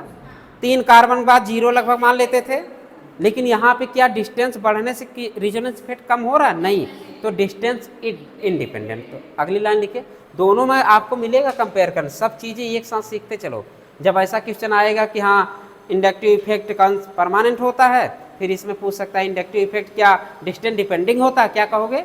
डिस्टेंस डिपेंडिंग होता है। कौन? Inductive effect. क्या मेजोमेरिक भी डिपेंडिंग होता है? नो। तो वही लाइन लिखो, it is distance independent effect. It is distance independent effect and intramolecular phenomena. Intermolecular नहीं, उसी मॉलिक्यूल में नाचता रहेगा, उसी मॉलिक्यूल में रेजोनेंस होता रहेगा, दूसरे में नहीं। तो क्या है? It is distance independent effect and intramolecular phenomena.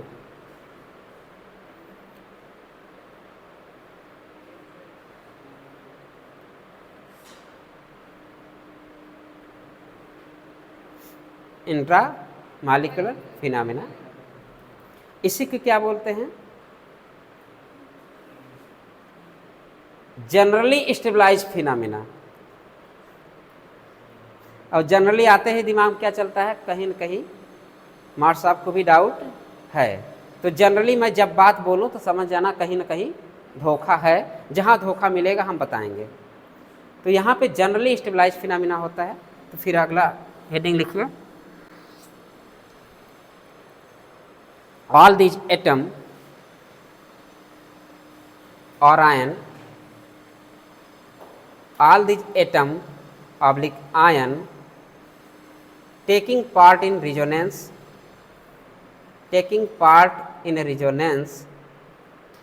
all these atoms or ion taking part in resonance must, एकदम मस्ट है, मस्ट लाई मतलब स्थित होना, लाई झूठ वाला लाई नहीं,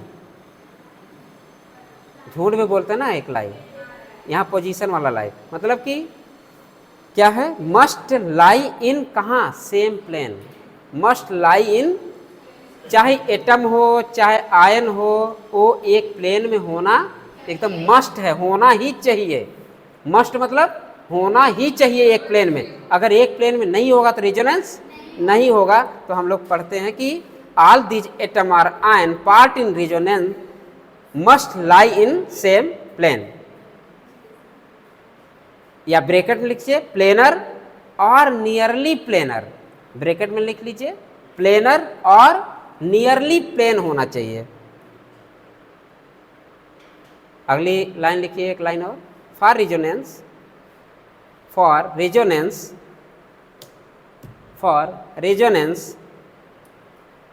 compound should have conjugated.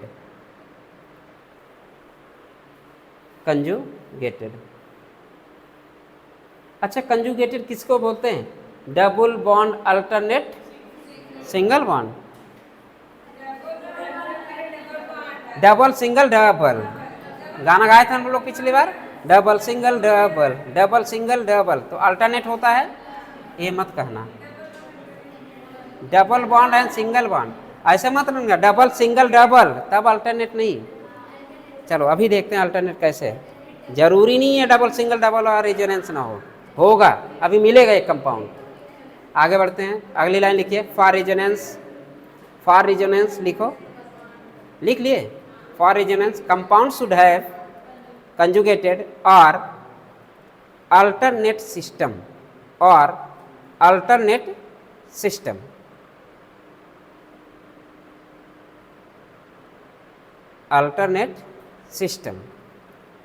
continuous parallel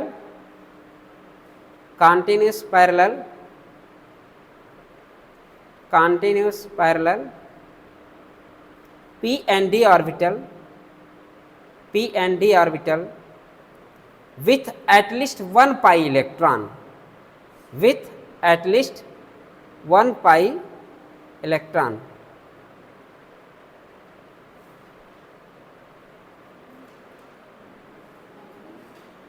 at least one pi electron, one pi pair electron कर दो, ज़्यादा अच्छा लगेगा, वन पाई पेयर इलेक्ट्रॉन, क्योंकि पाई बॉन्ड में पेयर इलेक्ट्रॉन होता है ना, तब ज़्यादा अच्छा लगेगा, वन पाई पेयर इलेक्ट्रॉन। इतनी कम से कम इतना होना चाहिए।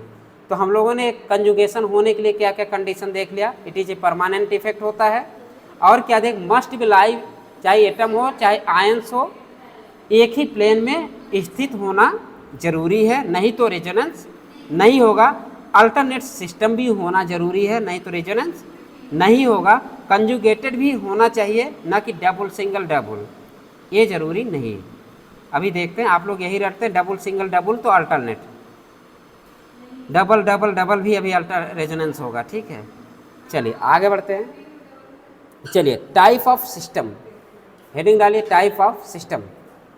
कितना टाइम हो रहा है? हाँ 10 बज गया क्या? 15 मिनट में 3 हेडिंग एक्सप्लेन हो जाएगी? हाँ उठाओ यार, 10 में 10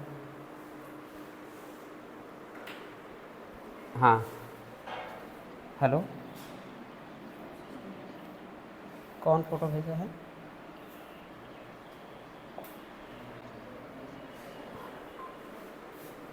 अभी क्लास में रहे, कुछ देर बाद बताएं। हाँ, ठीक है, ठीक ठीक, चलो ठीक। स्केल्सोराइसिस,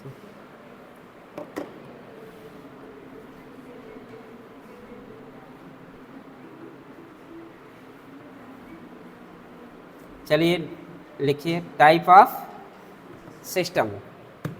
सिस्टम में पहला डालिए कंजुगेटेड सिस्टम। पहला क्या है?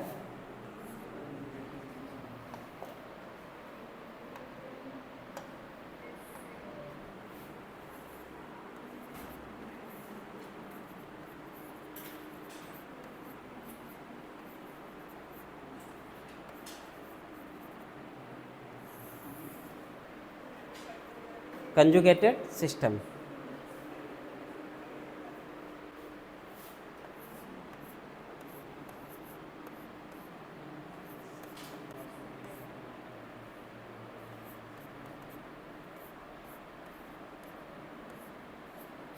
डबल वॉल अल्टरनेट डबल, क्या अल्टरनेट आ गया सिस्टम में? हमने सिस्टम में अभी भी जस्ट लिखा है कि अल्टरनेट सिस्टम, कंजुगेशन होना शुरू हो जाएगा, ठीक है, रेजोनेंस होना शुरू हो जाएगा। कितने कार्बन हैं? हाइब्रिडाइजेशन क्या होगा सबका? ऐसा क्यों हो रहा है यार?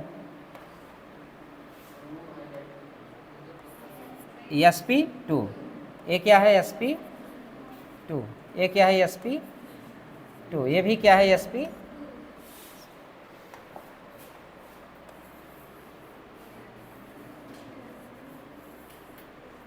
क्या है? रेजोनेंस होगा इसमें, हाँ या ना? रेजोनेंस होगा, इसमें कोई डाउट नहीं है। तो रेजोनेंस होगा, क्यों होता है रेजोनेंस? हम लोग पढ़ते हैं थोड़ा थोड़ा। ACH2 है, सबका हाइब्रिडाइजेशन क्या निकल गया? sp2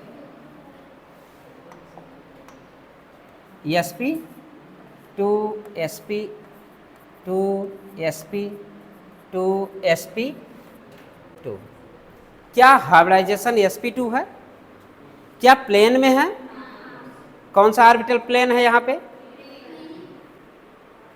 pz, सपोज मान लीजिए यहाँ पार्टिसिपेट कर ले तो py वाला आपका फ्री है, तो 2 p ऑर्बिटल इसमें भरे हुए हैं, लेकिन एक आपके पास p ऑर्बिटल आपका खाली है। खाली है कि नहीं? अगर एक p ऑर्बिटल खाली है तो हम बात कर सकते हैं कुछ इस टाइप की, CH2 CH CH CH2, ठीक, चमक रहा है यार। क्या हम ये बताए PX PY PZ क्या परपेंडिकुलर एक दूसरे को होते हैं कि नहीं? अरे आप पढ़े हैं, PX PY PZ सब एक दूसरे क्या होते थे? परपेंडिकुलर हैं। इसका मतलब ये है PX एंड PZ अगर पार्टिसिपेट कर लिया तो हमारा जो PY है वर्टिकल है, PY 90 इन प्लेन के 90 अंश पे है कि नहीं? क्या इस प्लेन के परपेंडिकुलर है कि नहीं? ठीक है, तो यहाँ पे प्लेन भी है। एक p ऑर्बिटल, क्योंकि sp2 sp2 sp2 sp2 एक प्योर p ऑर्बिटल अभी भी यहाँ पे खाली है कि नहीं? एक प्योर p ऑर्बिटल अभी भी यहाँ पे खाली है। सबके पास प्योर p ऑर्बिटल खाली है, सबके पास प्योर p ऑर्बिटल खाली है। और खाली यहाँ पे पाई इलेक्ट्रॉन, कम से कम एक पाई इलेक्ट्रॉन होना जरूरी था। एटलीस्ट एक पाई पेयर इलेक्ट्रॉन का ट्रांसफर होना एकदम कंपलसरी होना ही है, ठीक है। तो यहाँ पे पाई इलेक्ट्रॉन भी दिख रहा है क्योंकि ये पाई इलेक्ट्रॉन है। अब यही पाई इलेक्ट्रॉन जो पी खाली था इसमें मूवमेंट होने के लिए बेताब है, या बोल सकते हो जो इलेक्ट्रॉन झूमने के लिए तैयार हैं। क्या एक ही प्लेन में आ गया? क्या सारे मॉलिक्यूल एक प्लेन में है? अगर एक प्लेन में है तो क्या ये इलेक्ट्रॉन चलने के लिए तैयार हैं? क्या इनके लिए रास्ता मिल गया है? क्या रास्ता मिल गया है तो इलेक्ट्रॉन चलने के लिए तैयार हो गए। अगर इलेक्ट्रॉन चलने के लिए तैयार हो गए मतलब कंजुगेशन सिस्टम है। और कम से कम 3 p ऑर्बिटल, अगर 3 ऑर्बिटल खाली हो तभी रेजोनेंस होगा, और 2 ऑर्बिटल कभी भी रेजोनेंस नहीं होगा। अल्टरनेट कंडीशन होना जरूरी है। इसलिए हम बात करें तो जो p ऑर्बिटल है ये कौन सा है, वर्टिकल है। ये p ऑर्बिटल कैसा है, ये वर्टिकल है, Vt लिख दें, और ये भी क्या है, वर्टिकल। यही तो पाई इलेक्ट्रॉन है, जो पाई इलेक्ट्रॉन है यही तो है, तो वर्टिकल है। p ऑर्बिटल यहाँ भी वर्टिकल, ये सब वर्टिकल, तो ये वर्टिकल है, ये वर्टिकल। तो वर्टिकल ये जो पाई इलेक्ट्रॉन है वो कैसे कंडीशन में रहते हैं आपके, अभी हम लोग देख लेंगे इसको, वर्टिकल के बाद में देख लेंगे। तो अब क्या इलेक्ट्रॉन फ्लो होने के लिए तैयार हैं, अब ये इलेक्ट्रॉन क्या है, फ्लो होने के लिए तैयार। क्या करंट बहने लगा, बहने लगा। क्यों बहा, क्योंकि इनको रास्ता मिल गया है, मतलब पैरेलल ऑर्बिटल मिल चुके हैं। पैरेलल ऑर्बिटल मिलने की वजह से इसमें इलेक्ट्रॉन झूमने के लिए तैयार हो गया, मतलब यूं इलेक्ट्रॉन झूमना शुरू हो गया, मतलब रिजोनेंस होना शुरू हो गया इलेक्ट्रॉन का, मतलब कि झूमना शुरू हो गया। यही पाई इलेक्ट्रॉन जो रिजोनेंस करते हैं या झूमने के लिए तैयार हैं। क्यों तैयार, क्योंकि इनको रास्ता मिला। क्या यहाँ भी इलेक्ट्रॉन झूम सकता है, क्योंकि आपके पास कितने इलेक्ट्रॉन हैं, 2 इलेक्ट्रॉन हैं, पाई पेयर्ड इलेक्ट्रॉन है, तो इलेक्ट्रॉन ये झूमने के लिए तैयार है। क्या यहाँ रिजोनेंस होगा, हाँ ये मॉलिक्यूल रिजोनेंस शो करेगा। आपसे पूछ लेगा क्या ये रिजोनेंस यहाँ होगा, तो रिजोनेंस होगा। ठीक है, क्या लिखेंगे, resonance present, resonance present. Positive NT लिखा हूँ, प्रेजेंट मतलब पॉजिटिव NT मतलब प्रेजेंट है। तो इसका मतलब ये है कि यहाँ पे रिजोनेंस है। क्या यहाँ कंजुगेटेड सिस्टम है, यहाँ पे कंजुगेटेड सिस्टम है। और क्या इलेक्ट्रॉन का फ्लो रास्ता मिल गया बहने के लिए, मिल गया। क्या इलेक्ट्रॉन झूमने के लिए तैयार है, हाँ इस कंडीशन में ये झूमने के लिए तैयार है, क्योंकि इनको रास्ता मिल गया चलने के लिए। अगर रास्ता नहीं मिला होता तो ये कभी भी चलते नहीं। और ऐसा क्यों हुआ, क्योंकि ये सेम प्लेन पे हैं। और आप ये भी लिखे हैं, ऑल मॉलिक्यूल आर एटम या ion lie in same plane. आज ये सेम प्लेन में है तो इलेक्ट्रॉन झूमने के लिए तैयार है। ठीक है, अगर झूमने के लिए तैयार है तो रेजोनेंस होगा, अगर रेजोनेंस है तो फिर कंजुगेटेड सिस्टम भी है। तो कंजुगेटेड सिस्टम हम लोग पहला हेडिंग डाले हैं, तो कंजुगेटेड सिस्टम में ये रेजोनेंस शो कर रहा है। इसका मतलब कंजुगेटेड सिस्टम रेजोनेंस शो करता है। क्लियर, आगे बढ़ते हैं। इसमें क्या लिखिए, लिख लीजिए कंजुगेटेड, लिखिए कंजुगेटेड रेजोनेंस क्या हुआ, कंजुगेटेड सिस्टम।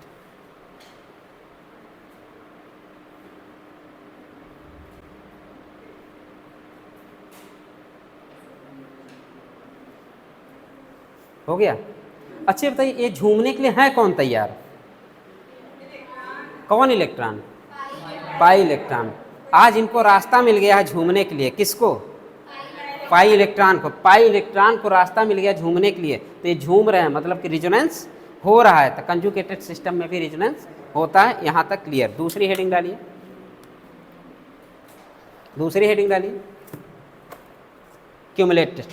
कौन सा सिस्टम है, cumulated system, cumulated system, cumulated system. या आप लोग 3 खाना बनाइएगा, एक में कंजुगेटेड सिस्टम, एक में क्यूमुलेटेड सिस्टम, और थर्ड में क्या होगा, आइसोलेटेड सिस्टम। हम तो बता ही देंगे, तुमको याद है पुराने वाले। दूसरा क्या है, नाम नहीं, तो इसके बाद क्या है, क्यूमुलेटेड सिस्टम, सिस्टम। पेन नहीं चल रही यार, थोड़ा सा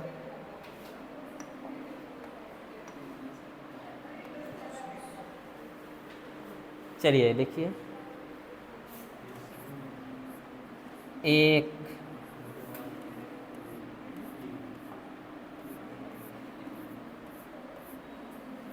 जिससे पूछेंगे वो बताएगा। आपने लिखा है अल्टरनेट कंडीशन होना चाहिए,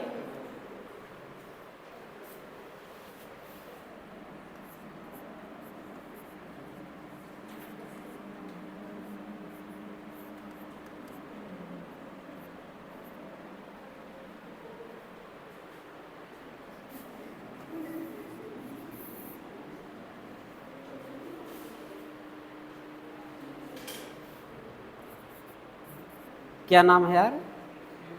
हाँ, पीयूष। पीयूष बताओ, क्या यहाँ कंजुगेशन हो रहा है कि नहीं? हाँ या ना? आपने कंजुगेशन के लिए alternate system, double pi bond, double single bond, double alternate position होना चाहिए। क्या यहाँ पे रिजोनेंस होगा? हाँ या ना? बस तुम बताओ, क्या यहाँ रिजोनेंस होगा या ना? बस इतना बताओ। रिजोनेंस पढ़े हो कि नहीं? कुछ तो पढ़े हो कभी? कोई पढ़ा है रिजोनेंस? कुछ तो पढ़ा है इंटर वाले? अरे तुमसे नहीं पूछ रहे हैं, तुम खुशी बताओ, क्या यहाँ रिजोनेंस होगा? तुम्हारा थ्योरी ये कहती है double bond alternate with single bond present हो तो रेजोनेंस होगा। ठीक,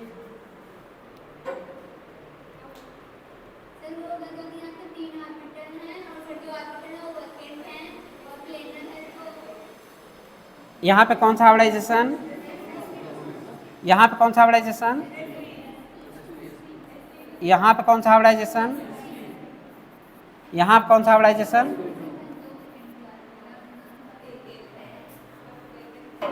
क्या यहाँ पे रेजोनेंस होगा या ना? बस मुझे इतना आंसर दीजिए अभी के लिए। रेजोनेंस क्यों होगा?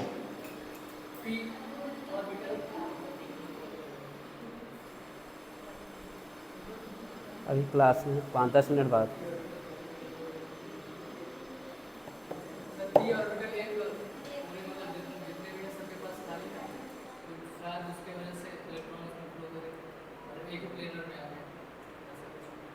ऐसा कुछ है, ऐसा ही है। चलिए बैठ जाइए, बैठ जाइए, बैठ जाइए।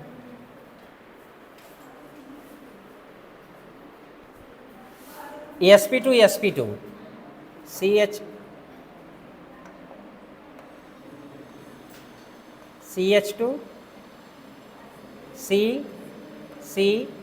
ch2 यहाँ तो py वाला है ही है।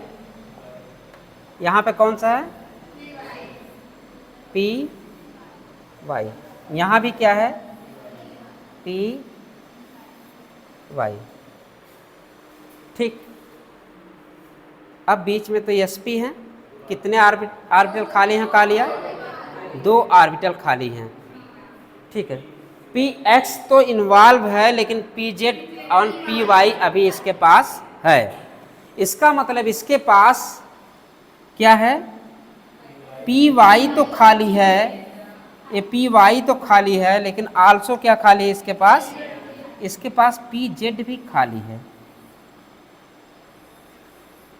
ठीक है, इसके पास pz भी खाली है। क्या इसके पास भी py खाली है? इसके पास भी py खाली है, इसके पास भी py खाली है। क्या इसके पास pz भी है? एक दूसरे के परपेंडिकुलर pz भी है। क्या 3 से ज्यादा पैरेलल ऑर्बिटल दिख गए हैं? अगर 3 से ज्यादा पैरेलल ऑर्बिटल दिख गए, इसका मतलब इलेक्ट्रॉन झूमने के लिए तैयार है। इलेक्ट्रॉन को चलने के लिए रास्ता मिल गया। इलेक्ट्रॉन को चलने के लिए रास्ता मिल गया। अब इलेक्ट्रॉन झूमने को तैयार है। अगर इलेक्ट्रॉन झूमना शुरू कर दिया कि रेजोनेंस है कि नहीं? रेजोनेंस है। जब इलेक्ट्रॉन झूमने लगे समझो रेजोनेंस है। अब इलेक्ट्रॉन झूमने के लिए अगर वैसे डबल अल्टरनेट डबल, तब तो गलत। अगर इससे हम आंसर देते double bond with single alternate, तब क्या होगा? रेजोनेंस कंजुगेटेड सिस्टम होगा। वहां पे रेजोनेंस, हम रेजोनेंस का डिफिनेशन ऐसे पढ़ते हैं कि डबल सिंगल डबल तो रेजोनेंस होगा। बेंजीन भी डबल सिंगल डबल तो रेजोनेंस होगा। यहाँ पे डबल डबल डबल फिर भी रेजोनेंस हो रहा है, क्योंकि यहाँ पे एक प्लेन में ऑर्बिटल आपको मिल गए जो py पे थे। py में करंट तो बहा, क्या pz में भी करंट बहेगा? नहीं बहेगा, क्योंकि अभी भी अल्टरनेट पोजीशन पे नहीं है। दोनों हॉरिजॉन्टल मान लो इसको। अगर ये हॉरिजॉन्टल लाइन कर दो, ht कह लो, ये ht। क्या ht अल्टरनेट पे हैं? नहीं है। क्या ये हम इसको वर्टिकल मान लें, ये वर्टिकल मान लें? क्या ये वर्टिकल अल्टरनेट पे हैं? तो वर्टिकल वाले अल्टरनेट पे हैं, मतलब कि वर्टिकल झूमने को तैयार हैं, लेकिन हॉरिजॉन्टल अभी अल्टरनेट अगर क्या एक और डबल बॉन्ड होता, क्या ये भी झूमने के लिए तैयार हो जाते? क्योंकि कम से कम 3 ऑर्बिटल होना जरूरी है इलेक्ट्रॉन को झूमने के लिए। ऐसा क्यों? क्योंकि अल्टरनेट पोजीशन भी जरूरी है हमको कंजुगेशन के लिए। तो जो इलेक्ट्रॉन झूम रहा है वर्टिकल झूमेगा, हॉरिजॉन्टल झूमेगा, बशर्ते हमको चाहिए एक और हॉरिजॉन्टल। अगर इसमें एक और चैन बढ़ा दिया जाए इसी को हम क्या कर दें, CH2,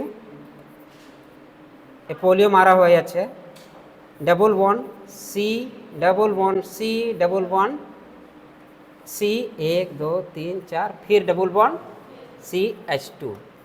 आज यहाँ वर्टिकल भी झूमने के लिए तैयार होगा, सॉरी हॉरिजॉन्टल भी झूमने के लिए तैयार होगा, क्योंकि हॉरिजॉन्टल भी अल्टरनेट पोजीशन पे मिलता हुआ नजर आएगा और सेम प्लेन पे मिलता हुआ नजर आएगा। तो मतलब कि हॉरिजॉन्टल भी झूम सकते हैं। ठीक है, इसका मतलब हम बात करें तो वर्टिकल तो बना ही लो सारे ऑर्बिटल। जल्दी करना है, थोड़ा देख लेना, जल्दी में अच्छा फिगर नहीं बनता। भगवान है जल्दी से बना देते हैं, लड़कियों को सुंदर बनाते हैं, लड़कों को भगवान जाने कैसे बनाते हैं। और वही हाल यहाँ दर्जी भी हैं, उनके लिए इतने ज़्यादा कपड़े आते हैं और लड़कों के लिए वही बहुत नाइंसाफ़ी होती है। हम लोग कभी सामान खरीदने जाते हैं, लड़कों वही शर्ट वही टी शर्ट, लड़कियों में ये फैशन आता है कि कपड़े की क्वालिटी। हाँ, तो भगवान जल्दी से बनाए, इसको जल्दी से बनाए हैं, इसको फुर्सत में बनाए हैं, तो इसलिए इतना टेढ़ा मेढ़ा है। और क्या यहाँ पे हॉरिजॉन्टल वाला खाली है? एक ऑर्बिटल ये भी जेड वाला, लो जेड वाला, लो जेड, क्या 3 मिल गया? 3 ऑर्बिटल मिल गया। क्या हॉरिजॉन्टल भी झूमने को तैयार? हाँ, हॉरिजॉन्टल भी झूमने को तैयार। क्या बाई डायरेक्शनल स्टार्ट हो गया? हाँ, बाई डायरेक्शनल। ये बेचारा इधर से झूम रहा है, ये बेचारा इधर से झूम रहा है, इसका मतलब बाई डायरेक्शनल कंजुगेशन सिस्टम होता है। क्या लिखेंगे इसके लिए? By directional conjugated system, by directional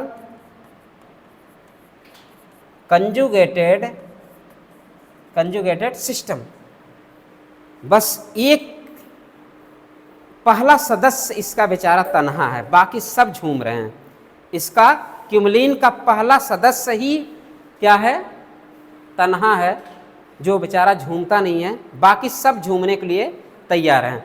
इसका मतलब ये है, ये पहला सदस्य ए है, ये बेचारा एकदम तन्हा है, क्योंकि ये झूम नहीं सकता, क्योंकि इसके पास अल्टरनेट सिस्टम मौजूद नहीं है।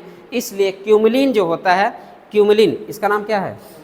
क्यूमलिन, क्यूमुलेटेड सिस्टम में एक अकेला तन्हा बेचारा यही रह गया जो झूम नहीं सकता, क्योंकि इसके पास एक वर्टिकल है, एक हॉरिजॉन्टल है, दूसरा नहीं है। क्योंकि वर्टिकल साथ झूमेगा, हॉरिजॉन्टल के साथ घूमेगा, इसलिए ये वर्टिकल जो पी ऑर्बिटल इसका बनेगा, इसका क्यूमलिन का।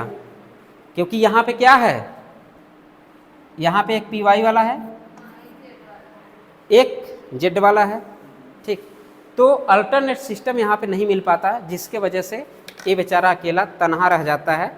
किसका? एक ही सदस्य ऐसा है, किसका? क्यूमलिन में कंजुगेशन नहीं होता। अगर आपसे पूछ ले इन दोनों के दे दे, इन दोनों तो आप किस में बताएंगे कंजुगेशन होगा? इसमें। तो हॉरिजॉन्टल बात करें, वर्टिकल ही डेवलप हो रहा है, हॉरिजॉन्टल ही होंगे यहाँ पे। तो वर्टिकल साथ कभी भी झूमेगा नहीं, क्योंकि अल्टरनेट पोजीशन पे नहीं है, एक साथ हो गया वर्टिकल हॉरिजॉन्टल, तब वर्टिकल, तब तो ऐसा होता, तब तो थे, नहीं तो नहीं है। क्यूमलिन के साथ है, क्यूमलिन वर्टिकल लिख लें। जहाँ मैंने लिखा पाई बॉन्ड के ऊपर वर्टिकल ही मिल गए, तो आप झुमा नहीं सकते, क्योंकि दोनों वर्टिकल पास हैं। यही दोनों वर्टिकल दूर होते, अल्टरनेट पोजीशन होते, तो हम कह सकते हैं, जैसे कि इसमें ये वर्टिकल पोजीशन है, सॉरी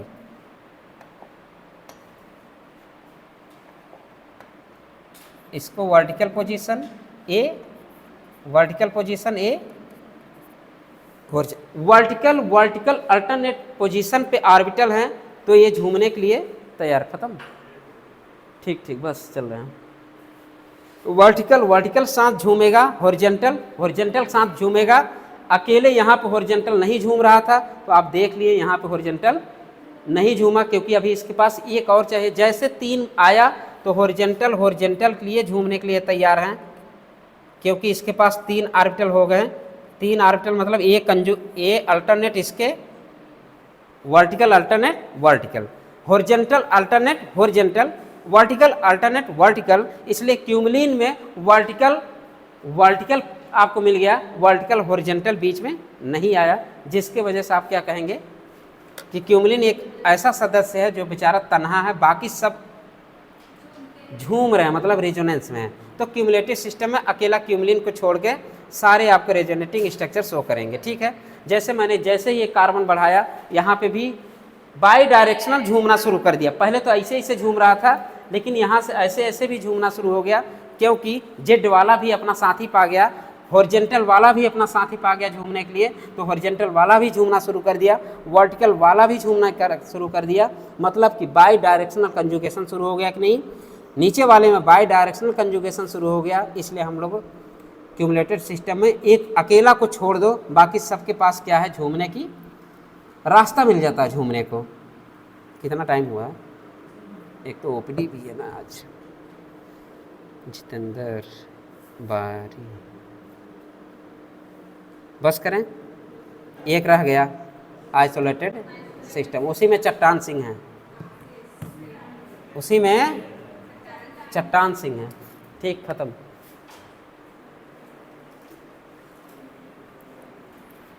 वो भी झूमने के लिए तैयार हैं।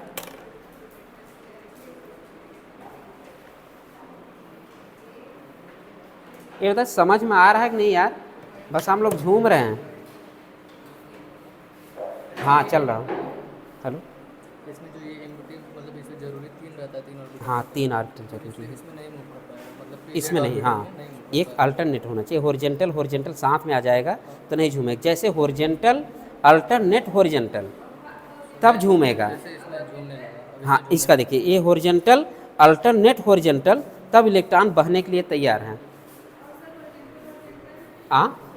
पास पास रहेंगे थोड़ी ना, पास कंजुगेशन नहीं होगा। हाँ, बाई डायरेक्शन क्यों? क्योंकि एक छोड़ के एक